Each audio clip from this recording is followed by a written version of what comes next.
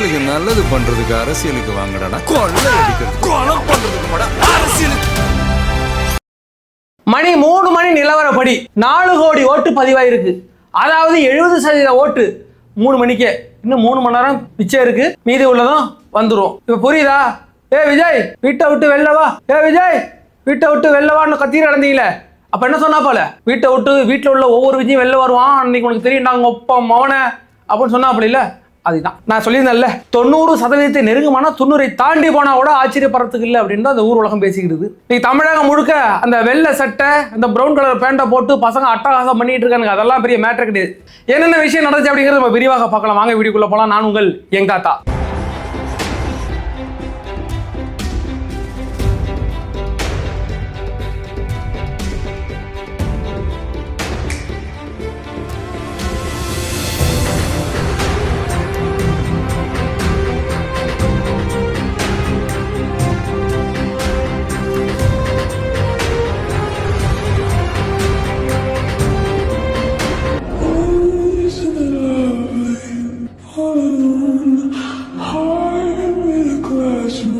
எங்களோட சேனலை சப்ஸ்கிரைப் பண்ணி வச்சுக்கிடுங்க, லைக் பண்ணுங்க, ஷேர் பண்ணுங்க, அப்புறம் கமெண்ட் பண்ணுங்க.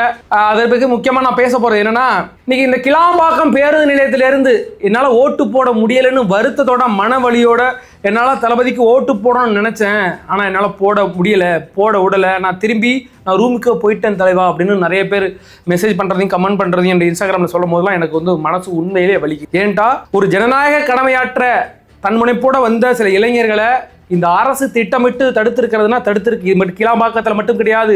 இதே திருப்பூர் பேருந்து நிலையத்திலும் இதே பிரச்சனை நடந்துகிட்டு இருக்கு. கோயம்புத்தூர் பேருந்து நிலையத்திலும் இதே பிரச்சனை நடந்துகிட்டு இருக்கு. சென்னையில் இப்போ அந்த பெருங்கலத்தூரா அந்த ஏரியாவில் நினைக்கிறேன். அதுக்கு பிறகு கீழாம்பாக்கம் ஏகப்பட்ட ஏரியாக்களில் எங்கேயுமே பஸ் வசதி வரல. இந்த பக்கம் திருச்சி ஈச்செல்லாம் எல்லாத்தையும் முடக்கி வச்சிருக்கிறாங்க. இதெல்லாம் ப்ரீ பிளான்டு. ஏன்னாட்டா பெரிய இளைஞர் பட்டாளம் வந்துகிட்டு இருக்க, ஓட்டு போட தெரிஞ்சவங்க இவங்க வேலையை காமிச்சிட்டாங்க.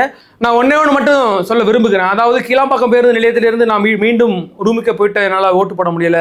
மாதிரி கோயம்புத்தூர்லேருந்து என்னால் ஊருக்கு வந்து ஓட்டு போட முடியல தலைவா, மிஸ் ஆகிட்டு நீங்கள் வருத்தப்பட்டுக்கிட்டு இருக்கீங்களா, உங்களால் முடிஞ்ச அளவுக்கு ஓட்டு விகிதத்தை நீங்கள் ஏற்றிருப்பீங்கிற நம்பிக்கை எனக்கு இருக்குது. அதாவது உங்கள் அப்பா மூலமாகவோ அம்மா மூலமாகவோ ஒரு அம்மா ஒன்று சொல்லிட்டு இருக்கு மதுரையில், என் பிள்ளை 12 மணி நேரம் காற்று கடந்து வண்டி இல்லாமல் திரும்பி போயிட்டான் போருக்கு, அவனுக்காக நான் விசிலுக்கு போட்டுட்டு வந்தேன் தம்பின்னு சொல்லும் போது உண்மையிலே பூரிப்பாக இருந்தது. உங்களால் முடிஞ்ச அளவுக்கு இன்னும் 3 மணி நேரம் இருக்குது, நீங்கள் செஞ்சுருப்பீங்க.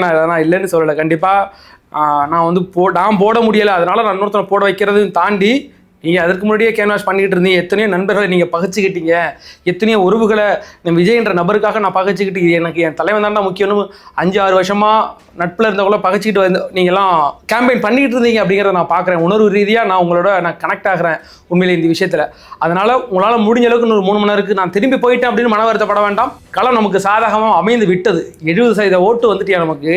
இன்னொரு ஒட்டு மொத்தமாக இது எந்த தமிழக வரலாற்றிலே இல்லை. சொல்லப்போனால் 2016, 2021 காலகட்டங்களில் இப்போ தான் 56 நெருங்கிட்டு இருந்துச்சு, 56, 57 நெருங்கிட்டு இருந்த நேரம் இப்போ 70 வந்து நிற்குதுன்னா இன்னும் 3 மணி நேரத்தில் டோன்ட் வரி களம் நமக்கு அமைந்து விட்டது. அது எப்படிப்பட்ட களம் அமைந்தது அப்படிங்கிறது எங்க தாத்தாவுடைய சர்வே நாங்கள் கண்டிப்பாக சொல்லுவோம்.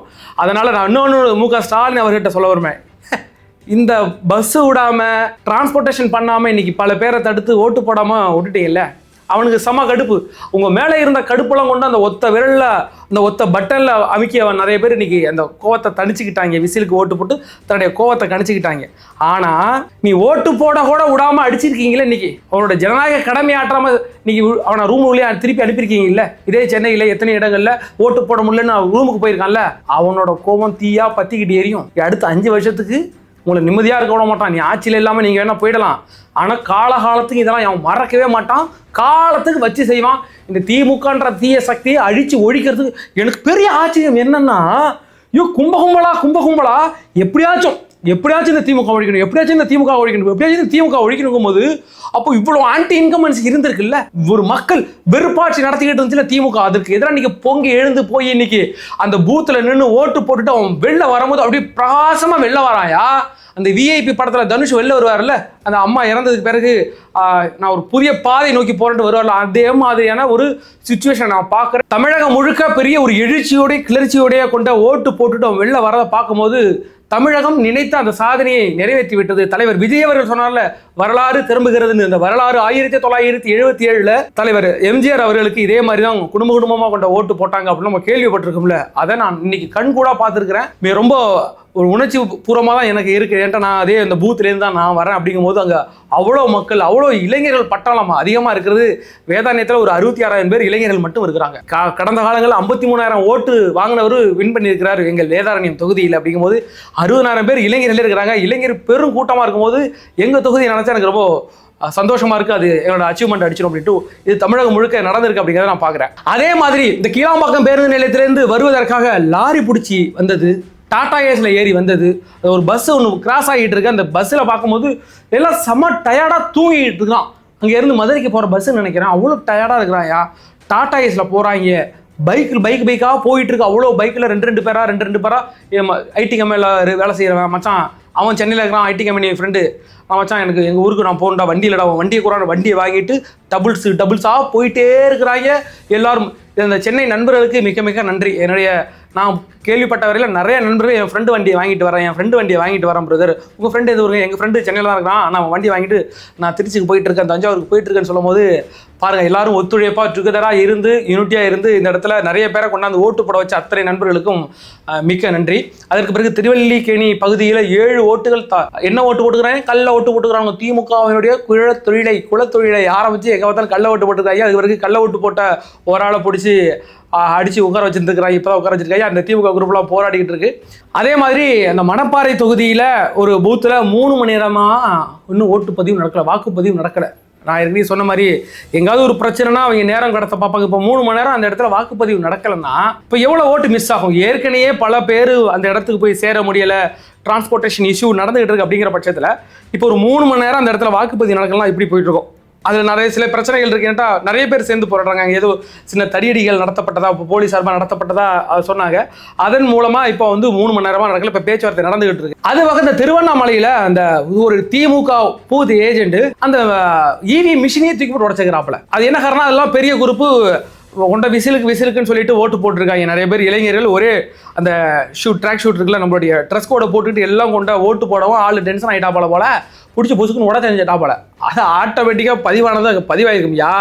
புதுசாக ஒரு மிஷினை கொண்டா வச்சு அடுத்து ஓட்டு பதிவு பண்ணிருக்காங்க. இந்த அளவுக்கு அவங்களோட மூளை வேலைஜமா. அவங்க என்ன நினச்சிக்கிட்டாங்கன்னா, அந்த இவி மிஷினில் ஓட்டு போடுறாங்களா, அந்த மிஷினுக்குள்ளே இருக்கும் இந்த ஓட்டலாம், அதை போட்டு உடப்பானா உடச்சிருக்கான்.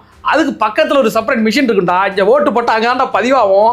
இந்த புரிதல் கூட இல்லாமல் ஒரு 18,000 நினைக்கிற அந்த மிஷின், ஒரு மிஷின் அதை போட்டு வச்சுக்கிறாங்க. என்ன பிரயோஜனமே தெரில. அடா பாவிகளா. இதே மாதிரியான பல இடங்களில் அந்த டேமேஜ் ஆனது, நிறுத்தி வைக்கப்பட்டது, உடைச்சது. அதே மாதிரி திமுக ஆட்கள் பூத்தில் உட்காந்துட்டு அந்த ஓட்டு பதிவு செய்கிற அந்த பூத்தில் உட்காந்துட்டு பணம் கொடுத்துருக்காங்க. எல்லாருக்கும் 1000 கொடுத்துட்டு இருக்காங்க. அதுக்கு ஒரு வெளில வரும்போது பிடிச்சிக்கிட்டாங்க. நம்ம தாவேக்கா பசங்க பிடிச்சிக்கிறாங்க. அது என்னமோ அத்தை மாமாவை பார்த்துட்டு வெக்கப்பட்டு ஓடுற மாதிரி இப்படியே ஓடிட்டு இருக்கிறாப்புல. ஓடி போய் ஹூன்ட்டு எங்கே ஏறாவலன்னா ஒரு படியில் ஏறி தாப்பி வச்சு ஓடிக்கிறாப்ப. கொடுக்கறது தெரிஞ்சு வச்சு, அது எதுக்கு இந்த வெக்கம் உனக்கு? நேரம் தெரிஞ்சு வச்சுலாம். ஊர்வலமே பார்க்குறது ஓட்டு நீங்கள் காசு கொடுக்குறீங்கன்னு ஓடுறாப்பல, ஓடி போய் விட்டாப்பல. அதுக்கு பிறகு திருவல்லிக்கேணி ஏரியாவில் நினைக்கிறேன் ஒரு தாவேக்கா பெண் நிர்வாகி, மாவட்ட செயலாளர் நினைக்கிறேன், வட்ட செயலாளர் இருக்கிற ஒரு பெண் ரதி என்ற பெண்ணை அடிச்சிருக்கிறாங்க. அதனாலேயே நம்மளுடைய தாவேக்கா தோழர்கள் அங்கே போராடிட்டு இருக்காங்க. நான் சொன்னேன் போராட்டம் நடக்கும்னு, நடந்துகிட்டு இருக்கு. 3 இடத்துல நடந்துட்டு பிறகு நம்மளுடைய தாவேக்கா டீம் அங்கே போராடிக்கிட்டு இருக்காங்க. அவங்களுடைய போராட்டம் தொடரட்டும், அது பிறகு பார்ப்போம். அவங்க தான் தெரியுமில்ல, காலையில் எத்தனை அடிச்சாங்க, ஒரு 6-7 இடத்துல தாவேக்கா ஆட்களை அடிச்சிருக்கிறாங்க. எல்லாம் போதையில் இருக்கிறாங்க. அதான் பிரச்சனை. போதையை போட்டுட்டு அடிக்கும் போது ரொம்ப பசங்க மேக்ஸிமம் பேர் எல்லாம் தெளிவாக இருக்கிறாங்க. இந்த இடத்துல நம்ம விட்டு கொடுத்துடக்கூடாது, சரக்கு போட நாளைக்கு போட்டலாம்டா, இன்னைக்கு ஃபுல்லாக இருக்கண்டான்னு எல்லா பசங்க நிற்கிறாங்க. இவங்க ஃபுல்லாக எங்கே இறக்கி வச்சுருக்காங்க, காரைக்கால் பாண்டிச்சேரியிலேருந்து இறக்கி வாய்ப்பு இருக்குது, நல்ல கம்மி ரேட்டுக்கு. எல்லாம் அடிச்சுட்டு ஃபுல் போதை நிற்கிறாங்க, பிடிச்சி அடிக்கிறாங்க. ஏற்கனவே இந்த இஸ்லாமிய தோழர்களை நம்ம அடித்ததை பார்த்தோம். அதற்கு பிறகு பல இடங்களில் தாவேக்கா நிர்வாகிகளை அடிக்கிறாங்க. அந்த இடத்துல இதுக்கெல்லாம் பதில் நம்ம 4ஆம் தேதி சொல்லிவிடுவோம். இந்த இடத்துல போயிட்டு நீங்கள் அவரோட சண்டை போட்டுட்டு இருக்க வேண்டாம், போராட்டம் நடந்துகிட்டு இருக்கு. அந்த இடத்துல இவி மிஷின் மேலே அவங்களுடைய கண் இருக்கட்டும். அதுபோக விழுப்புரம் இந்த கோட்டை பகுதியிலையுமே அங்கே நாங்கள் ஓட்டு போட முடியாது அப்படின்ட்டு பல பேர் போராடிக்கிட்டு இருக்காங்க. அதில் ஒரு வழக்கறிஞர் நினைக்கிறேன் மண்ணெண்ணெய் ஊற்றிக்கிட்டார், அதாவது பெட்ரோல் ஊற்றிட்டு தற்கொலைக்கு முயற்சி பண்ணால் காப்பாற்றி வச்சிருக்காங்க. அது ஒன்றே மட்டும், எல்லா அரசியல் தலைவர்களையும் எதிர்த்து நான் போராடுகிறேன். நாங்கள் ஓட்டு போடல, அந்த கிராமமே ஓட்டு போடல. எங்களுடைய அடிப்படை வசதிகள் நீங்கள் செய்து கொடுக்காம நாங்கள் ஓட்டு போடணும், நீங்கள் பஸ் உங்களுடைய ஜனநாயக கடமை எங்களுக்கு செய்யுங்க, அதுக்கு நாங்கள் உங்களுக்கு செய்கிறோன்ட்டு எல்லா அரசியல்வாதிகளையும் எதிர்த்து நாங்கள் ஓட்டு போடணுன்ட்டு இந்த போராட்டம் நடந்துகிட்டு இருக்கு. பேச்சுவார்த்தை நடந்துகிட்டு இருக்கு. இது வரைக்கும் அநேகமாக அவங்க 3 மணிக்கு பிறகு கூட ஓட்டு போடலாம் அப்படின்னு பார்ப்போம். 4 மணி 2 மணி நேரம் இருக்குன்னு நினைக்கிறேன். அதனால அந்த வாக்குகளோட வர வாய்ப்பு இருக்கிறது. அதற்கு பிறகு சீமானும் பல் டாக்டர் நம்ம பிரபு தம்பி அவரோட மீட் பண்ண வீடியோக்குள்ள நிறையா ஷேர் பண்ணிக்கிட்டு இருக்கீங்க. அது அரசியல் நாகரிகம். யார் சீமானம் வந்துட்டாலும் பிடிச்சி அடிக்க முடியும், அந்த மனுஷனை வயசான மனுஷனை போட்டு அதெல்லாம் தவறு. ஒரு அரசியல் நாகரிகம் கருதி 2 பேருமே மீட் பண்ணி ஹக் பண்ணிட்டு பார்த்தோம். சீமான் எப்பவுமே அது பாசத்துலாம் அந்த மனுஷனுக்கெல்லாம் குறை கிடையாது. சும்மா பச்சை பேச்சு விட்டுருவா. வாடா தம்பி, என்னடா தம்பி, என்ன பண்ணிட்டு இருக்கிற தம்பி, வாடா அப்படின்னு தான் சொல்லுவாப்பல. இப்போ வாடா கூப்பிட்டு பாக்கெட்டில் ஒன்று இருக்குன்னு காசு வைப்பாப்புல. ஒரு நிதி ஒன்று கொடுத்துருக்க தெரியல, நிதி அப்படின்னு பார்ப்போம்ல, அது வேற மேட்ரு. ஆனால் ஆள் நல்லா பாசமாக பேசுவாப்புல. 2 ஹக் பண்ண பார்க்குறோம்.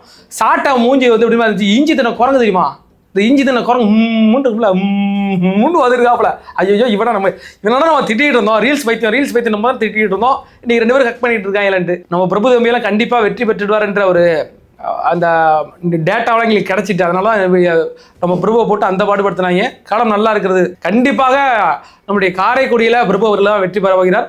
அதெல்லாம் பார்த்தோம். சரி, அடுத்த ஒரு வீடியோவில் அடுத்த அப்டேட் நம்ம அநேகமாக இன்னும் 2-3 மணி நேரத்தில் அடுத்த ஒரு வீடியோ கொடுப்போம். அந்த ஃபைனல் என்ன நடந்திருக்கு, எவ்வளோ வாக்கு சகிதம். அதே மாதிரி சொல்லிவிட்டேன், இந்த மீடியாக்காரன் வருவான். இப்போ முன்னாடி ஏற்கனவே ஒரு டேட்டா ஒன்று கொடுத்து வெற்றி சதவீதம் இவ்வளவு இப்படி இருக்குது, அதிமுகவுக்கு இவ்வளோ வெற்றி சதவீதம் இருக்குது, திமுகவுக்கு இவ்வளோ வெற்றி சதவீதம் இருக்குன்னு நம்மளை கன்ஃபியூஸ் பண்ணி விட்டாங்க. தாவைக்கா 3வது இடத்துல தாங்க இருக்குது அப்படின்னு சொல்லி 20% ஓட்டு தாங்க இருக்கும், 18% ஓட்டு தாங்க இருக்குன்னு சொல்ல மனசை மாற்றினது நம்ம ஓட்டு போடாமல் தடுக்கிறதுக்கு, நம்ம சைக்காலஜிக்கல் ரீதியாக அட்டாக் பண்ணுறதுக்கு. திருட்டு போயிடும், ஏக்கு போயிலும், முட்டா போயிலும், எடுபட்ட போயிலும் வருவானுங்க மறுபடியும். எப்போ? இன்னைக்கு நைட்டில் நாளை காலையிலேருந்து போட்டுவானுங்க. ஓட்டு பதிந்ததுக்கு பிறகு, ஓட்டு போட்டதுக்கு பிறகு நாங்கள் இன்னொன்று எடுத்துருக்குறோங்க, நாங்கள் எடுத்து உங்களுக்கு கூட்டா கொடுக்குற பாருங்க. இப்போ பாருங்க, திடீர்னு திமுக வந்துச்சுங்க, திமுக 180 சீட்டை ஜெயிக்க போதுங்க, வேற மாதிரி போயிட்டாங்க, அருமையாக போட்டுக்கிறானுங்கன்ட்டு வருவானுங்க. ஏன்டா நாங்கள் ஓட்டு போட்டதை நாங்கள் யாருக்கிட்டடா சொன்னோம்? அதாவது ஓட்டு போடுறதுக்கு முன்னாடி ஒரு கருத்து கணிப்பு சொல்லுவாங்க, ஓட்டு போட்டதுக்கு அடுத்தது ஒரு கருத்து கணிப்பு சொல்லுவாங்க. நாங்கள் ஓட்டு போடுறதுக்கு முன்னாடி நாங்கள் யாரும் உங்கள்கிட்ட சொல்லலை நாங்கள் இந்த கட்சி தான் ஓட்டு போட போகிறோன்னு. ஓட்டு போட்டதுக்கு பிறகு நாங்கள் எவனும் வந்து சொல்லலை நாங்கள் இந்த சின்னைக்கு தான் ஓட்டு போட்டோம், நாங்கள் இந்த சின்ன தான் ஓட்டு பண்ணி எவனும் சொன்னானா அப்புறம் 2 கருத்து கணிப்பு வருது உங்களுக்கு.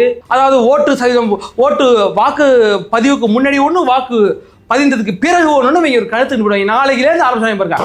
அதாவது ஓட்டு பதிந்ததுக்கு பிறகு இப்படிப்பட்ட கருத்து கணிப்பு வந்துட்டு இதில் திமுக ஆட்சி மேலே போயிட்டுங்க, வேற லெவலில் போயிட்டுன்னு வருவாங்க. கட்ட விளக்கமாறு வீடு கூட்டிட்டு தேஞ்சு போன கட்ட விளக்கமாறு இருக்கு பாருங்க, அதை நல்லா புடி திருப்பி வச்சுக்கிட்டு வெயிட் பண்ணுங்க, வருவான். சரி, அடுத்த வீடியோவில் சந்திக்க வரை உங்கள்கிட்ட விடைபெறுவது நான் உங்கள் யங் தாத்தா.